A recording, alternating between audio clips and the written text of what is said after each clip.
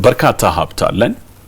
አሁን እየለሙ ያሉት ወይም ደግሞ እየታዩ ያሉ በተለይ እየታዩ ያሉ ነገሮች ወደዛ የሚያመጡ እድሎች አሉና እንደዚህ አሁን ስቴዲየም ላይ እዚህ ሆነንም ስናየው አካባቢው ምን ያክል ውብ እንደሆነ እንደዚህ በቴሌቪዥን እንኳን ያያየነው ምን ያክል ምቹ እንደሆነ ማሳየት ይቻላል። በነገራችን ላይ ሚልኪያስም እዛው ስቴዲየም አካባቢ ነው ያለ የነበረውን ድባብ እንደዚሁ ያስቃኘናል። እስኪ እናዳምጠው።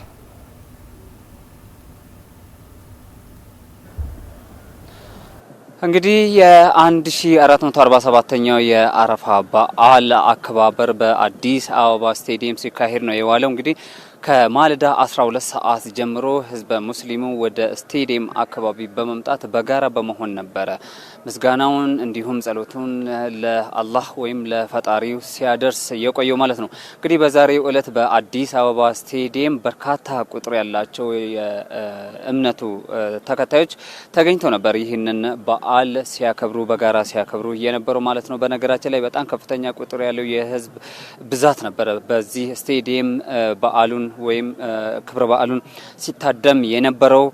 በተለይም እኛ መረጃዎችን ወደ ተመልካቾቻችን ማድረስ ከጀመርን ጊዜ በኋላ ደግሞ በጣም በከፍተኛ ሁኔታ በተለያዩ አቅጣጫዎች ወደ አዲስ አበባ ስቴዲየም የሚመጣው የህዝብ ቁጥር ከጊዜ ወደ ጊዜ ወይም ከሰዓት ወደ ሰዓት በጣም እየጨመረ ነው የነበረውና በአንድ በሆነ ጊዜ በኋላ ደግሞ የስቴዲየሙ ሙሉ በሙሉ በህዝብ ከመሙላቱም የተነሳ ይህ በዓል ጎዳናው ላይም በተለይም በስቴዲየሙ ዙሪያ ላይ በሚገኙ አካባቢዎች ላይ ወይም ደግሞ ሜዳዎች ላይ መንገዶች ላይ ይህ በዓል በስፋት ሲከበር ነው የነበረው። በጣም ከፍተኛ ቁጥር ያለው የህዝብ ብዛት ነበር በበዓሉ ላይ ሲከበር የነበረው። እንደሚታወቀው እንግዲህ የአረፋ በዓል ደግሞ ፈጣሪን ከማመስገን ከጸሎት ከማድረስም ባሻገር ደግሞ የተቸገሩት የሚረዱበት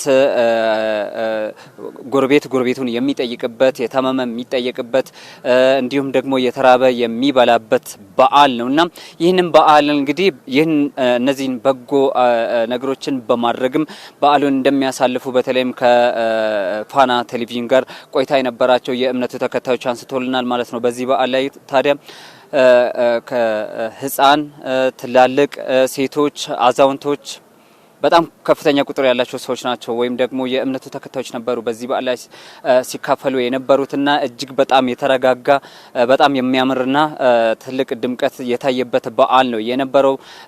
ሰላሙ በጣም የተጠበቀ ነው የነበረው። በተለይም በጸጥታ ኃይሎች በኩል ሲደረግ የነበረው ጥበቃ እንዲሁም ፍተሻ በዓሉ በጣም በተረጋጋ ሁኔታ የተከበረ እንዲሁም በማድረግ በኩል ከወጣቶች ጋር በአጠቃላይ ያሉት የጸጥታ አካላት ሲያደርጉ የነበረው ጥረት እጅግ በጣም የተሳካ ነው የነበረውና ከዚህ በዓል መልስ ከክብረ በዓሉ በኋላ ደግሞ በተለይም ደግሞ እዚህ ስቴዲየም ላይ ከተደረገው የበዓሉ አከባበር ባሻገር ደግሞ በዓሉን በምን አይነት መልኩ ታሳልፋላችሁ የሚለው ደግሞ የኛ ጥያቄ ነው የነበረው ለምእመናኑ ሲቀርብ የነበረው ማለት ነው። በተለይም እንግዲህ እንደሚታወቀው ይህ በዓል የመተሳሰብ የመተጋገዝ በዓል እንደመሆኑ መጠን በተለይም በችግር ውስጥ የሚገኙ ወገኖችን በመርዳት የተራቡትን በማብላት ጎረቤት ለጎረቤት በመጠያየቅ እንዲሁም ደግሞ የታመሙትን በመጠየቅ በዓሉን እንደሚያከብሩ ነው ሲያነሱልን የነበረው። ይህ በዓልም በተለይም የአረፋ በዓልም ደግሞ በዚህ ቅዱስ ስራ ነው የሚታወቀው።